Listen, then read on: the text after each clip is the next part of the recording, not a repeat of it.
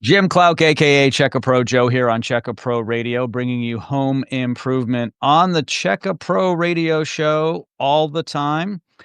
I have got an expert in HVAC, heating, ventilation, and air conditioning here on a Pro Radio today, Mario Lopez, the AtticMan himself. Mario, how are you?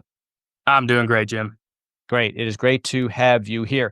Questions come in, and I find this question interesting. Questions come into the radio program about air conditioning and heating systems. And the question is, what is the best brand of air conditioning? The best brand for an air conditioning system. I don't think much about that myself. It's not like a car. You've got GMC and you've got Lexus, different for different people. Heating and cooling system? I don't know. You tell me. Yeah, we get that question a lot. I think it's natural as a homeowner, if you're considering upgrade heating and air system, to just immediately start by looking at brands, right? You walk outside, you see the badge on the unit.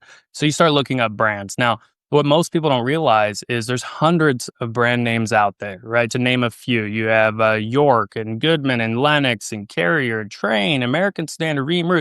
The list goes on and on and on. Mm. But what most people don't realize is these brands, a lot of them, in some cases, are literally the same exact unit. They come out of the same exact factory. They just have a different brand name on it. There's Mm. only 6 parent companies that make all the heating and air conditioning systems in the world, right? But Mm. out of those 6 companies, some of them have 10 different lines of brands or 15 different brands. And so why is that? Well, it's how they track where their brands are sold, right? You'll go to certain parts of the country. In LA, AC Pro is huge, right? But in Sacramento, you don't see a lot of AC Pros, right? You'll see an Allied or a Lennox, right? Mhm. So different parts of the countries, different brand names, same units. And what's also important for people to remember, no matter how much research you do on a brand, it comes down to the experience of the person living in the home, right? So you brought up cars. You could go Mm. to someone that has a Mercedes, maybe they're on their 3rd Mercedes, and they'll tell you, you know what? 10 years ago, I bought a BMW and I had problems. I switched to Mercedes and it's been great ever since. But for every person that says that, there's somebody that's the exact opposite that says, you know what? I had a Mercedes and I hated it. I love BMW.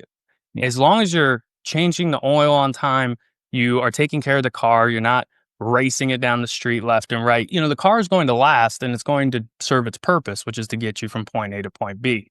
It's very similar with HVAC systems. As long as the system is installed correctly, that is the number one thing on any HVAC system. As long as it's installed correctly, you maintain it, you change the filters on time, you have your maintenances performed, it's going to last its lifespan and perform its task, which is to heat and cool your home efficiently. So, heating and air system, it's not like a refrigerator. You don't go to Home Depot, buy an air conditioning unit, come home and plug it in, right? Yeah, the unit is produced in a factory, but what really determines how this system is going to operate, how efficient it's going to run, and how long it's going to last comes down to number one is the install itself. These are appliances that are installed in the field by an installer. And there's so many things that an installer can do wrong that a homeowner has no idea about that will severely impact how well that system runs and how long it lasts, right? It's so important. I'll give you an example, okay? We have to braze refrigerant lines in on an AC unit outside. We're connecting the copper piping, and we have to actually braze those copper lines together in the field, make sure there's no leaks. Now, there's so many guys out there that just hook up the pipes, they take their torches, they turn it on, they braze the copper together, they're done, they charge up the system, AC blows cold, homeowner's happy, right?